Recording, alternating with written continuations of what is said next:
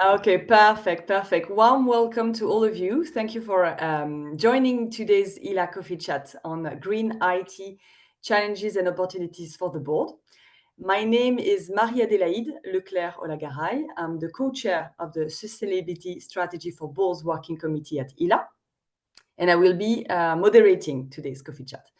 So the Sustainability Strategy for Boards Committee has launched an online coffee chat series to help directors, so hopefully you, hear from their peers about key topics related to sustainability and corporate strategy. So today's session is devoted to green IT. What does it mean? What does it cover? How to proceed regarding IT impact? So of course, this conversation is just a starting point, and the question will depend on your organization's specific context and goals. But they will enable you to engage in dialogue with your fellow board members and to build a shared understanding of sustainability and develop a roadmap for advancing sustainability within your own organization. And then be able to develop and monitor concrete actions. So today, we'll be hearing from Auban DERREUMAUX. Hello, Auban. He's a managing partner at innovICTion. He's also independent non-executive director and member of two working groups at ILA, and co-chair of the think tank working group also at ILA. And also we'll have Georges HEINRICH. Hello, Georges. He's executive board member at Banque Raiffeisen. So Auban DERREUMAUX will share his experience as digital transformation and green IT consultant, and Georges HEINRICH as a C-suite executive, and how this and other sustainability issues are tackled at Banque Raiffeisen. So a few housekeeping notes for you.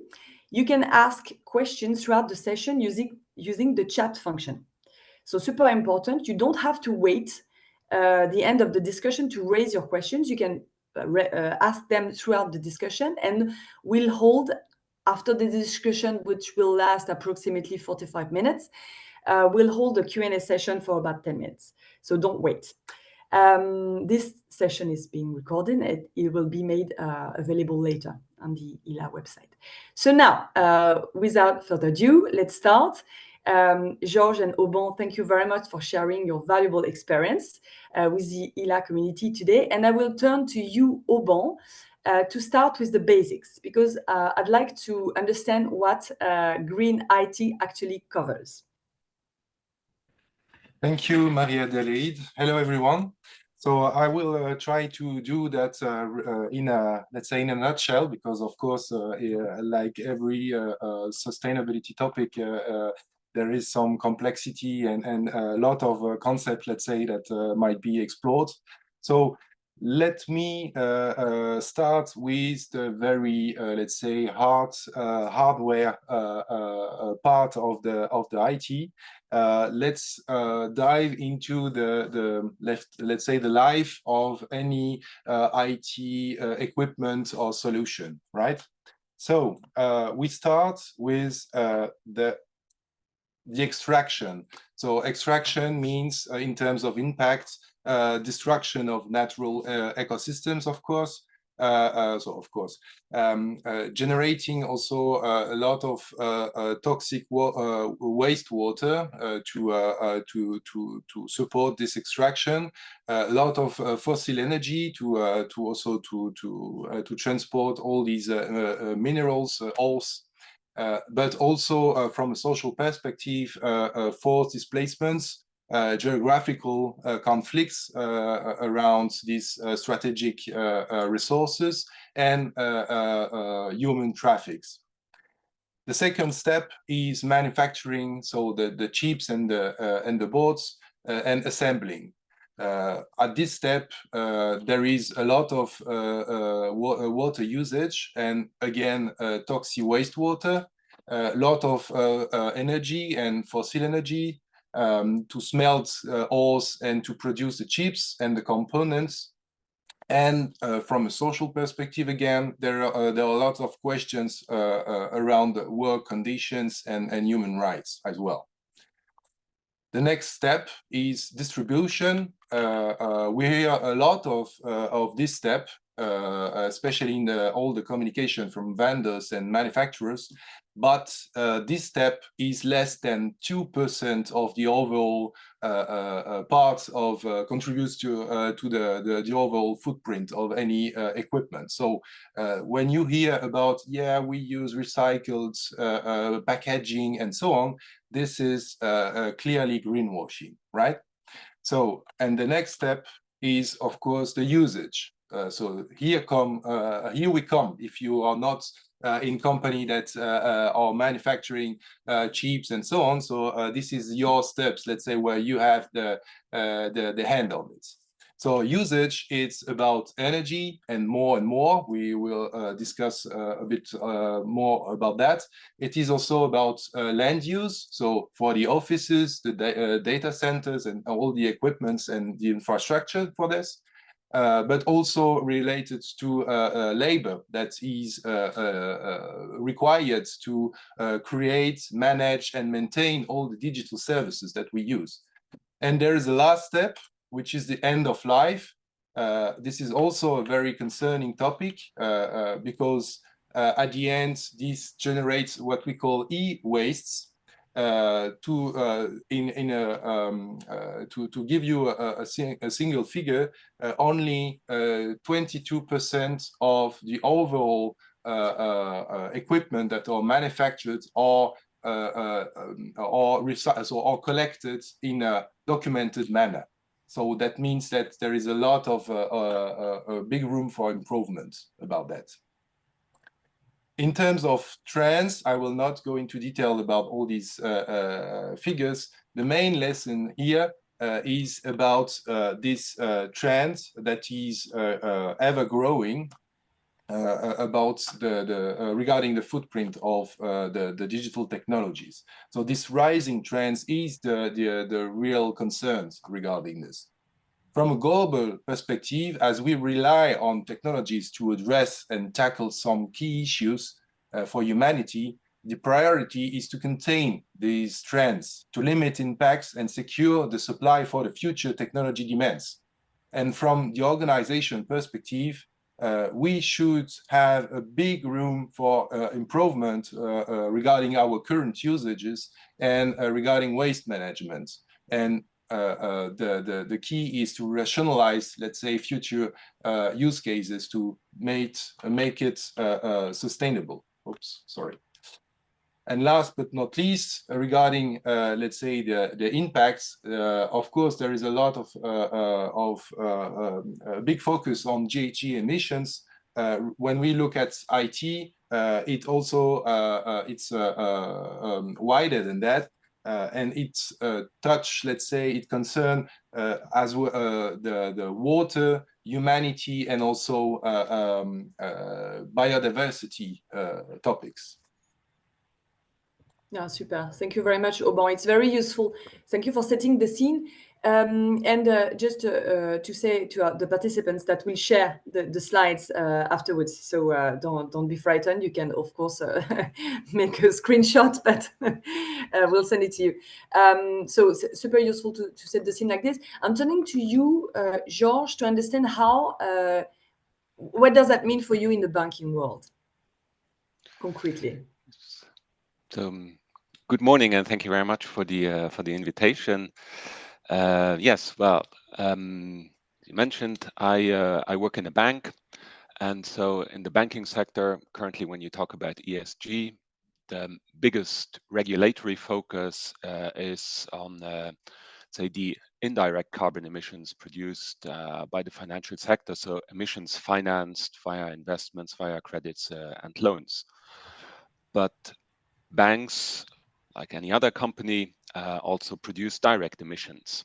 Now, of course, the banking sector is not quite as carbon intensive as a heavy industry, but actually, if you do a little bit of digging, you will find that actually the banking sector, although it is a service in the service sector, is actually more carbon intensive than a lot of other service providers.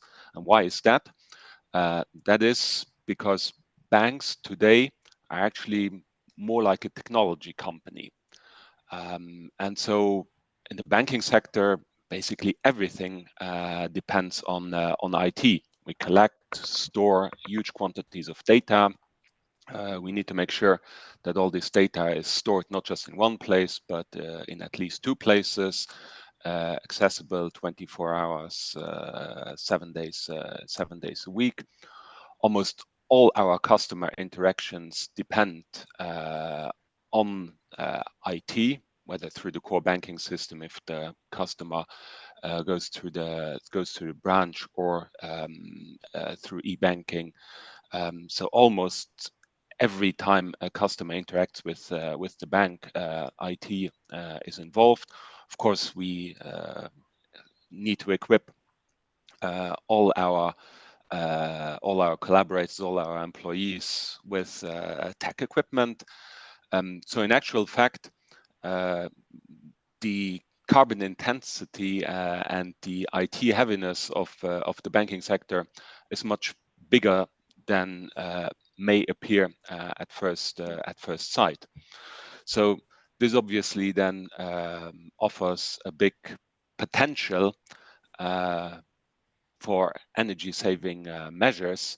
And if you look at, well, I look at our carbon footprint. So when we analyze where our impacts are, there are 2 very big impacts. One is everything that is related to the transportation and commuting of our employees. That is not the topic of today. Tricky enough. But the other one is obviously the consumption of energy and electricity, in particular, to entertain the functioning of all the things that I've just mentioned. So this is obviously a lever that we have to activate, because like every other economic operator, like every other company, we are expected to reduce our direct emissions as well. This is one of the biggest impacts we have. So green IT clearly is in the scope of the discussions when we devise also plans to reduce our carbon emissions. Now, the nice thing about this is, since every employee in the company is in one way or another contributing to the use and proliferation of IT, every employee can also have a positive impact and help us reduce the footprint. So there's a lot of scope, and there's also a lot of hope in a certain way, because you can actually tell quite a nice story around this, because everybody can contribute, and every effort to reduce the impact, even if it's a relatively minor impact. If 500, 600, 700 employees do the same thing, even a small impact can become a significant impact. Yeah, of course, very enlightening. Before, because I'd like to hear more from you about the levers for action. But before we do that, I'd like to ask a question to Auban, because you mentioned, George, a keyword, very important. It's data, and especially access to data. So if you could jump on this one, Auban, please. Yeah, sure. So let me just... With a few more data, by the way. Any more? Oh, sorry. Okay. Yeah, regarding the data, there are, as George mentioned, the good thing in that is that as you as individual, but also as company, you can really take your responsibility and accountability about the full on the full life cycle. I mean, because you have the choices of what you purchase. So this is to have impact on your upstream emissions and impacts in more in general, but also also the way you design and you distribute your services, your digital services towards your collaborators, but also towards all the external users, clients, so providers, suppliers, I mean, and all these stakeholders. So why we need data? There is, of course, a thing about awareness, because this is still, let's say, a quite not known enough topic about IT and the impact from an environmental perspective. But also it's the only way to really address informed decision and upfront to analyze the scenarios about the solution design, but also regarding your digital transformation plan and strategy, how to make sure that it goes in the right direction, especially if you have any commitment about, for instance, decarbonation reduction trajectory. So make sure that your IT is also contributing to this reduction. And from a very practical way, it can help you really to address it in an informed way, again, about, for instance, what is the weight of your emailing system? Which version of our website has the lowest impacts? What will be the impact of this AI featured solution? What could be the alternative that could, let's say, address the requirements, the needs, but with less impact, for instance? You know, these are this type of very, let's say, concrete questions that needs to be supported and driven based on data. Yeah, thank you, because it's true that we don't necessarily think about impact when we think about innovation or creating a new feature. We are more focused on the novelty rather than the impact. So coming back to you, Georges, we were talking about levers for action, and you mentioned several times the employees. You know, the impact, if you have 700 employees and everyone is doing something, then the impact, of course, is huge. So I'd be curious to see what you do inside Raiffeisen to create awareness, and then what do you do as a company also? The levels for action, you have, I guess, different levels and different levels also of complexity. So there are things that you can do very easily and that do not cost a lot, and then, well, you can gradually increase complexity. I'd say where we currently stand at the bank is that we have started with the first level, which is already creating awareness that there actually is an issue and that there is also potentially a solution, and so a potential impact to have had. So it is something that now topic of green IT is something that is now regularly raised in the relevant meetings, in the relevant discussions on, say, projects generally throughout the bank.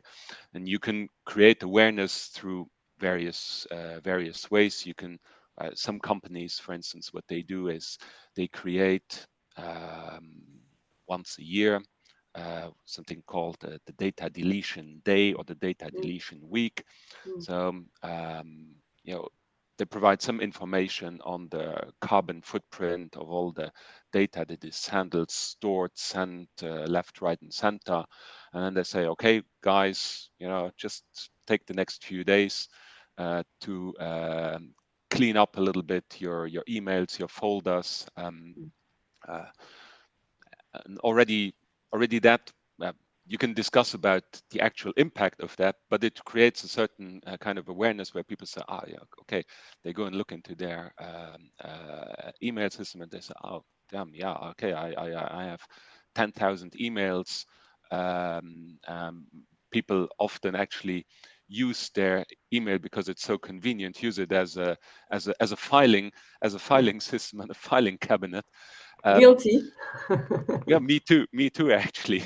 So but this is something very basic, you know, raise awareness about the impact that every single one of us has through our everyday action, also sending emails with very large attachments to 50 people at the same time. And then also explaining to people, you know, what the impact is, but also what changes they can make in order to make that impact less harmful. So, for instance, send very large documents, you know, send links instead of attaching a large document. So this is really the easiest level: create awareness, show some data, make people aware of, you know, okay, if you do this 100 times, that is the same impact than if you take your Ferrari and drive to Paris. Yeah. And the second, which is also the second level, which is also where we have started action, that's the choice of equipment that you're using. As I said, every employee in the bank uses IT, so everybody is equipped in one way or another with a device, 2 devices, 3 devices. So first, obviously, there's the choice of the device, because not all the devices are equal in terms of energy consumption or energy efficiency. Then there's also the issue of the lifespan, the replacement cycle of this equipment. Just by, say, your desktops, laptops, and so on are replaced every, I don't know, every 2 or every 3 years. You increase the lifespan a little bit by 1 year. You know, that's immediately quite a sizable impact, well, financially, but also in terms of the impact that Auban also showed at say at the very first iteration, the production process. So if you use less equipment, obviously the impact already at production will be less. Then obviously you also need to think about the end of the lifetime of this equipment, so to make sure that this is recycled or reused appropriately, not just dumped or actually I don't care what happens with it. And so, for instance, when Auban came to the bank a few months ago to you know, share his insights, the people actually in the bank, the IT people, were a little bit more reluctant because they immediately saw the complexity, which is the next point that I'm getting to. But for instance, the persons who engaged most with Auban were the persons from procurement, because they could see immediately the impact on their daily, but they could also immediately see that there's a positive impact to be had on 2 sides, namely on our emissions generated, but also purely financially, if you optimize your procurement, taking also green IT aspects into consideration. But then it comes to the more complex level. That's obviously then in the way you program basically, you know, everything we do, the way we fine tune our IT system, coding. I'm not an expert. I'm not from the IT side, but yeah, there's different ways that you can write your code, and depending on how you write your code, the impact on IT, the impact on energy consumption can be different. Then also at the bank, I have communication marketing in my responsibilities, and this is something that is very often underestimated, because also customer interactions in terms of communication marketing can be you know, very carbon intensive. This is slightly less complex than the code, nonetheless very important to be taken into consideration. it is always nice to go to the website of a bank and to see lots of nice animations, videos, etc., etc. But this comes at a cost. Yeah, it's nice, but it has a large negative footprint. So also these things need to be taken into consideration. And so finally, I guess the end point is that, like today, say considerations, relatively recent considerations like GDPR is taken into considerations in all projects nowadays. 5 years ago, before GDPR, a little bit longer, people say, okay, well, yeah, data privacy, okay, we know it's there. Then regulation changed, then it became a structural element in all in all projects, always a focus point. How do you ensure respect of this aspect? And that's the final goal eventually, I guess, for us would be in any project that is launched anywhere in the bank, that people also think, okay, so what is the impact? How can I minimize the carbon footprint, notably through the usage of IT and communication? So I guess those are the different levels. Yeah, thank you. So it really means it's a mindset that we need to infuse at every level of the organization, because you mentioned so many departments and everyone is involved. So I really like the idea of when you talked about awareness, this idea of the data deletion day or deletion week. I think it could be pragmatically a very good way for people to understand the impact in their own job. Very interesting. Choice of equipment, for sure, that's something that we are more aware, but less about the green design. When you mentioned about the code, I don't think many people know that a different code can have a different impact. So very interesting. Do you want to complete that, Auban? Do you see any other levers for action? Yeah, Concrete? Yeah, thank you for the question. Yeah, not to be let's say only focused on data driven. It's like a lot of complex topic that we have in the area of environment and sustainability. There are some things that could be seen at the first look as very interesting, but if you look at the let's say you analyze the data regarding the impacts and so on, from a very scientific way, let's say, that can be accessible for the market, of course. There may be some decision that could be seen as counterintuitive. So that's why, again, really to make sure that your actions, your plans go in the right direction. That means reduction of impacts, or at least let's say stabilize them while you are increasing your demands and so on. This is very, very important to address it on the right way. For instance, regarding the website or the coding, for instance, some studies revealed that the optimization of coding could, let's say, optimize to up to 15% of the overall improvement, room for improvement, let's say. So that's good. Though that's not necessarily the most significant. That does not mean that it should not be done, right? It's just from a very strategic point of view and planning to prioritize, each company and each configuration is unique. So for some companies, this is 15%. For other, it can be maybe 30, or 5%. So that's why it's really important to keep this let's say data-driven approach in mind.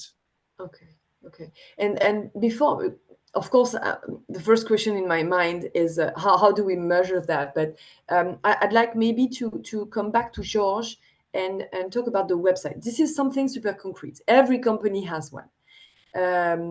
We all, like every 5 years, we consider that we need to revamp it. So of course, if every company every 5 years is revamping its own website, this impact is huge. What should we think about the website? What should we have on our radar in order to improve the impact on the environment? Georges. I guess it's relatively simple. I already mentioned, videos and animations. Yeah. For instance, Beyond that, everything. If you go to the website of a bank or any company, actually, I'd say any content that is launched automatically, okay, to some extent, already generates an impact where there's at least scope for optimization. Because if the visitor to the page, the client, doesn't ask for the information, and you provide the information regardless, it's maybe appropriate in some cases, maybe not appropriate in other cases. So give the customer the choice. More generally, actually, you indeed have to be aware that having nice videos, nice automatic animated content, it looks nice, but it has an impact. Just like downloading movies on Netflix provides you convenience, but it has an impact. It has a different impact than going to the cinema, where the same movie is shown once to a large audience. The same movie is everybody makes single access to the same thing for a lot, many times repeatedly. So these are very basic, very first iteration. What about the hosting of the website? I suppose the impact is important. Are there any solutions better than others for the hosting? Maybe I'm less an expert. Maybe there I can shift the question over to Auban, who's more an expert on the IT aspects. Yeah. So regarding very briefly, yeah, just let's say to keep this very concrete service, so usage, there are impacts, of course, from the hosting, the servers that you will be used, where they are hosted. That means how they are cooled, for instance. So how energy intensive they are.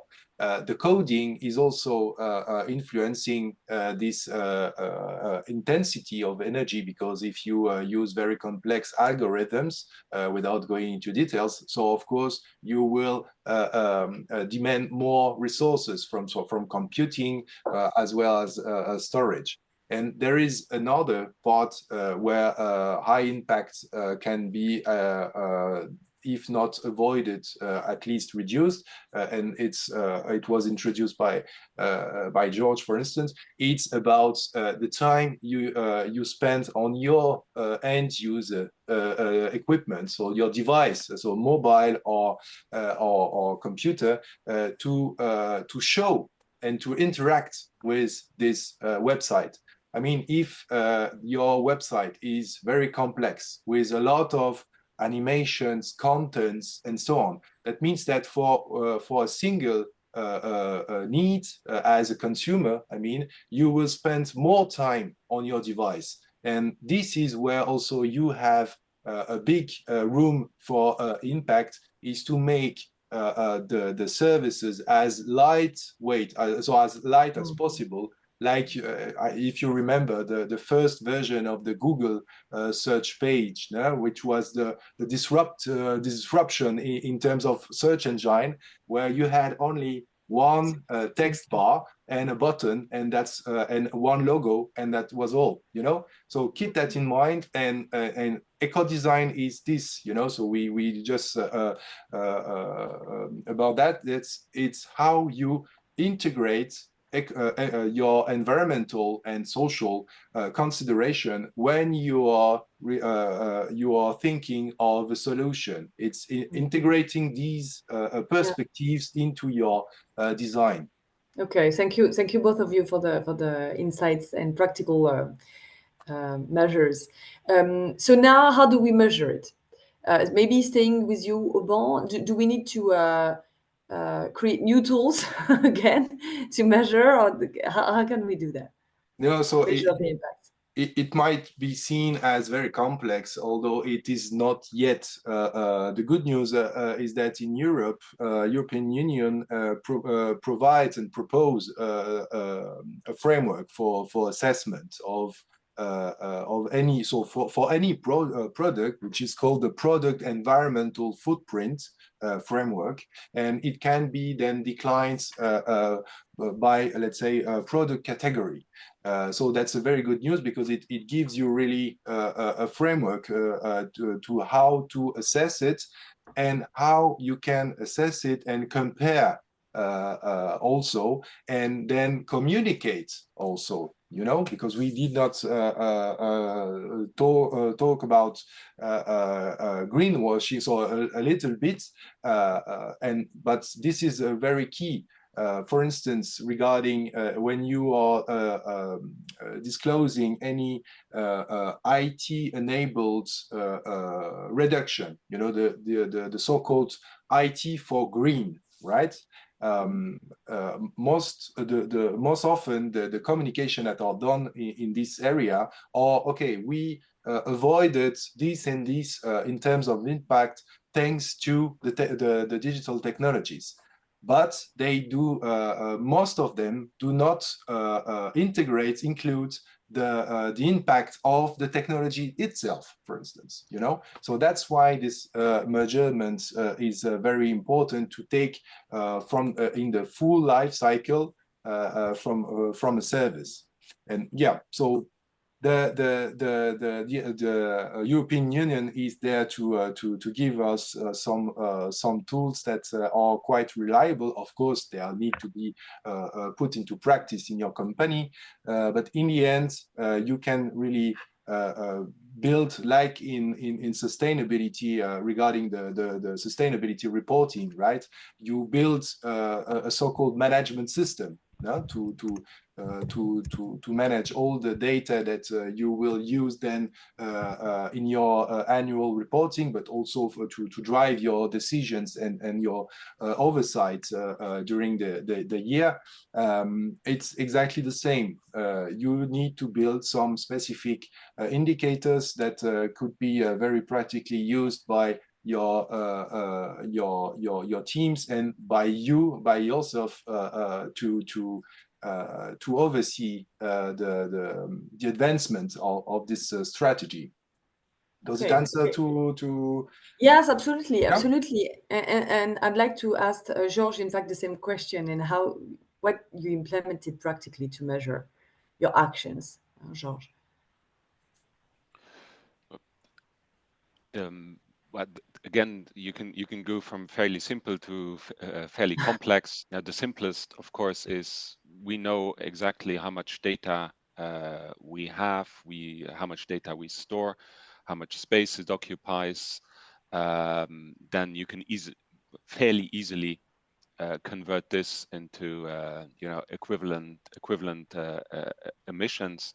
And then, of course, once you have established your baseline, you can track how the consumption of storage space evolves, you know, up and down. So that's fairly easy to do, and you don't need a lot of complexity. All the tools to do that exist. Then when it goes into more complex dimensions, again, you know, anything that is related to communication animations. Again, I'm not an expert, but I know that, you know, for again, you can always establish, you know, this animation versus this animation. How much does it? How much energy does it actually consume? so this is fairly easy to be tracked and to be computed. Then more complex still, we talked about the impact of the coding, but even for that, I understand we're not using that at the moment, but I understand even for that there are tools that can help you check the impact of one version of coding versus another version of coding. So tools exist available on the market that you can deploy within your organization without you having to develop new things from scratch. So I guess with the information that all of us have readily available within our organizations, or with relatively simple tools which you can find on the market, purchase on the market, you can already have a fairly good idea about the impact that you generate and how you manage that impact then. Okay, thank you. So there are some tools already on the market that we can use. Then that's pretty good news. Conscious of time and considering that we are in a coffee chat organized by ILA, and we have many board members here, I'd like to address the point of how do we approach the topic in a board meeting. So staying with you, George, you're in the board also, sitting in the board. What questions should I ask when I'm sitting in a board and I want to approach the green IT topic, considering it was never discussed before? Well, I guess at the current juncture, all companies have, in one way or another, an ESG strategy, or are at least talking about ESG in their management boards, executive boards. So it is an issue. All companies have obligations in terms of transparency. The most advanced of the three areas, E, S, and G, is currently the E, so the environmental aspects, because the European Union has produced a lot of legislation, regulatory framework on that issue.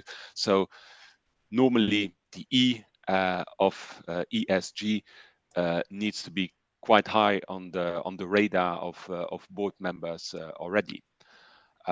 So then, well, you ask, so how do you manage your impact? Then you come to the usual answers. Okay, well, we turn down the heating and mobility, a little bit more complex, but still mobility. But then eventually you will, when you go down the checklist of so where are my impacts, I would be surprised that there are any companies where the indirect impact, or the direct impact, actually the not so visible impact, maybe from IT. It is an issue in all companies. So you have to go down that checklist and say, okay, well, so you have an impact in that area, and if you have an impact in that in that area, there's scope to manage the impact. So that's I guess it's fairly easy. One point that I would like to mention also is that the responsibility in terms of questioning, but also questioning the strategy, let's say, management implements. There's, on the one hand, raise awareness. You guys, do you have this issue on your radar? But it's also maybe a responsibility for boards to make sure that objectives that are say strategic objectives that are defined at the level of the company are not mutually contradictory. What am I talking about? I give you a very good example. I think an example that is very timely is the use of artificial intelligence in companies. Now, banking, everybody talks in almost all our board discussions today. There's discussions about, so have you guys started using artificial intelligence? If you know a little bit how banking works and what we have to do, indeed, there seems to be a lot of scope for artificial intelligence, but artificial intelligence is incredibly energy intensive.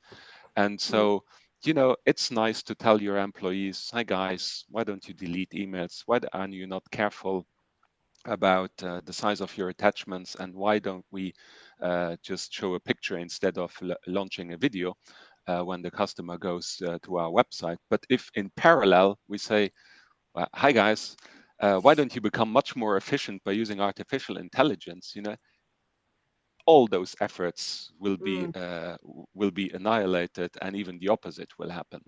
So, you know, it's asking the right questions, but it's also being aware of that some questions might have impacts, or some ideas might have impacts that create the exact opposite effect of the desired outcome.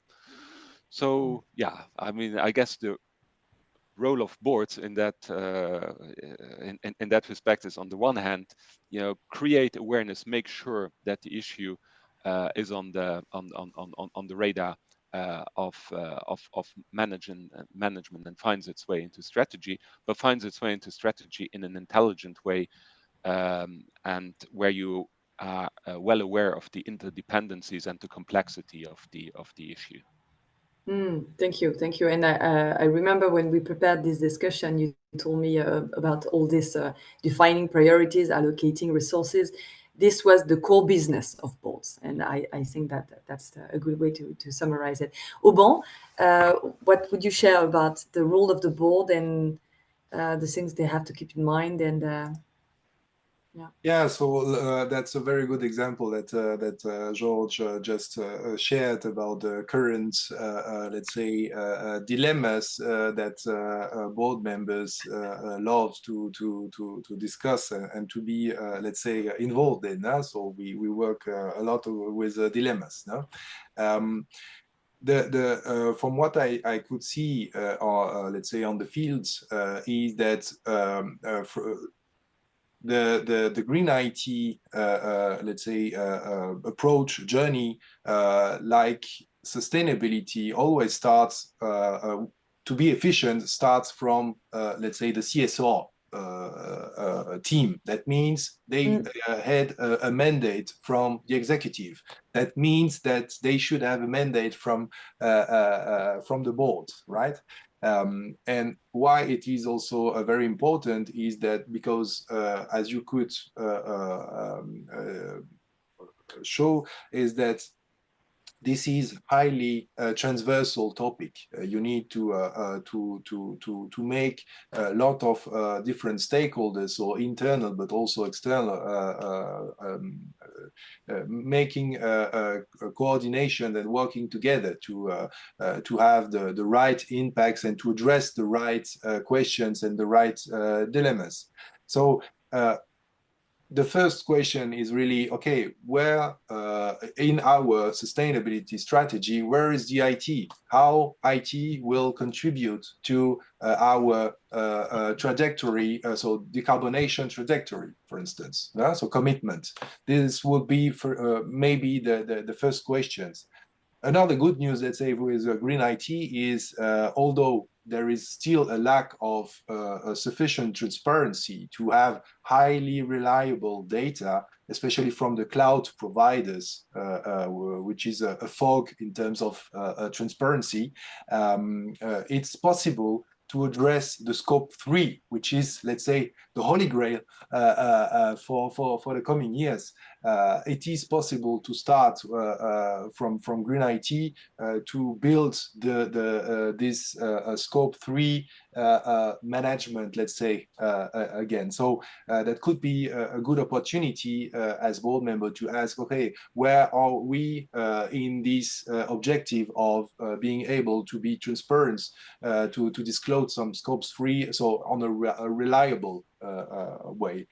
And most of all, I would say, is awareness, because if you don't know, if you are not aware that IT also has potential significant impact, or maybe not so potential, but to assess it, you need to know that it is something that might be significant, that might be material. And this is also from experience what I saw from this double materiality matrix. So you should be all experts today, I guess. The topics that are raised as material are only those where you have at least conscious, where you are aware enough. If you are not aware of topic, although they could be material, they are totally blind. So this is why it is so important to at least understand these very topics, and then to make it okay. We are IT intensive activity. We have an IT intensive activity. Where is it in our scope of impacts and of potential? And the last point is regarding the greenwashing, where we have, let's say, a duty regarding this. I mentioned very quickly the IT for green topic, which is not as evident, as obvious, I mean, as we could hear a lot. If you want to disclose some impact avoidance regarding carbon and so on, and then you want to disclose that thanks to this technology and so on, we avoided these emissions, then make sure that the IT system, so ask how you can ensure that we avoided emissions when we look at the full scope, and not only from one side, and avoid the let's say the back office part. I see. So you think IT is a blind spot in sustainability strategies?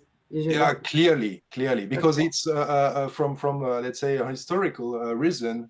We spent a lot of money and time to speak about digitization. That means avoid physical resources from our let's say our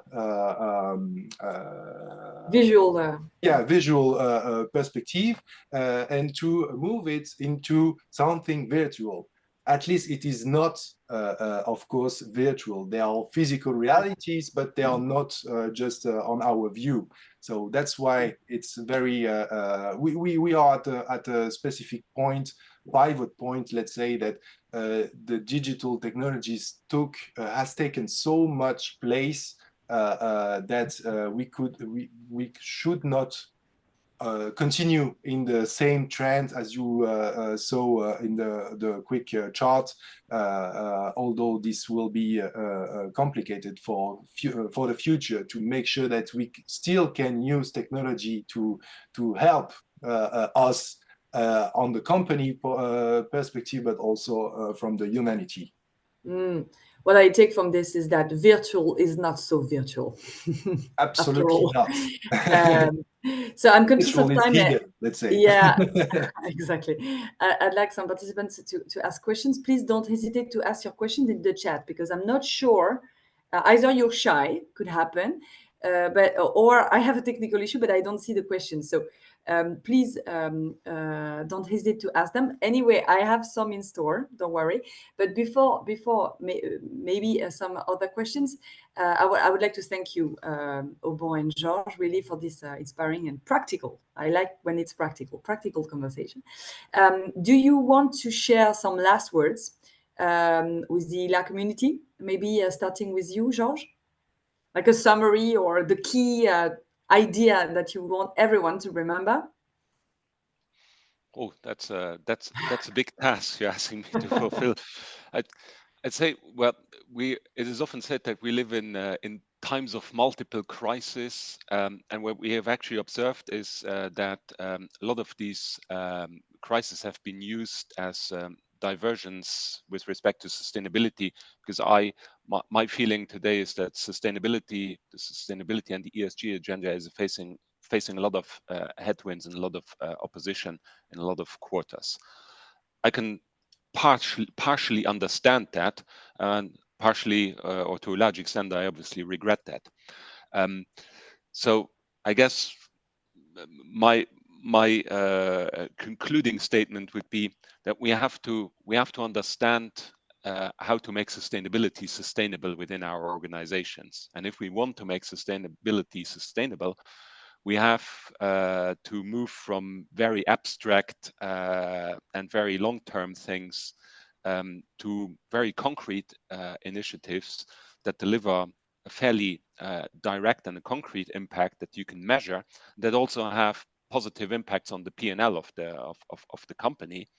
And green IT is one of those issues that a lot of people are not aware of, but it is something that can be activated by everybody. Everybody in the organization can activate it. And if you activate it intelligently, it can actually also have a very sizable impact even on your P&L. And so those are examples of the things that, on the one hand, people are sidetracked by all the regulatory burden and are a little bit fed up with that. But, there's very easy things to do that, you should actually do even if there wasn't ESG and if the European Commission didn't put out a lot of legislation in that area. And so, yeah, that is kind of my insight. Stick to your guns, stick to the agenda, but do it in a way where you can have an immediate impact, and where you can also explain to all the people in your organization, actually, we're not just doing this for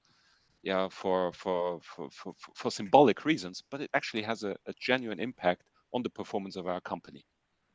Super. Thank you, Georges. Auban, any last word? You're on, yeah. A simple, let's say, proposition is, all the Deming wheel, no? So the continuous improvement journey, right?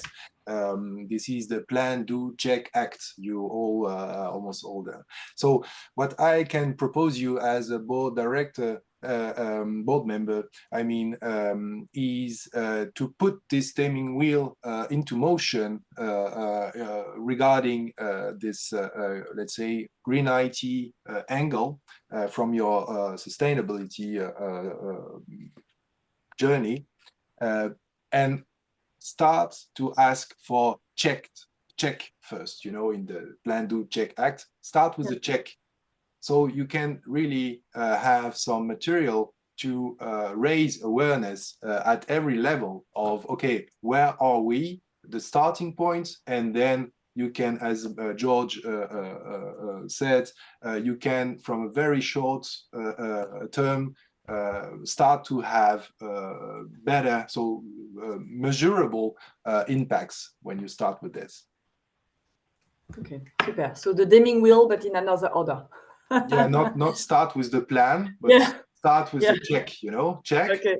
Oh, wow, we have this, and then, okay, let's plan to improve, To avoid the blind spots. Okay. Exactly. Duly noted. Put light on the blind spot. Exactly. Well, thank you very much. So I'm very happy because it's 10 a.m. So we are right on time. Perfect. So I want to thank you all the participants because we are quite many. So I'm happy because it means that the topic is in your head now. Thank you, Auban and Georges, again. And thank you to the ILA team for organizing it with us. So we'll send you a debrief of this session in writing, and also the slides of Auban. And I wish you a very pleasant Friday. Bye.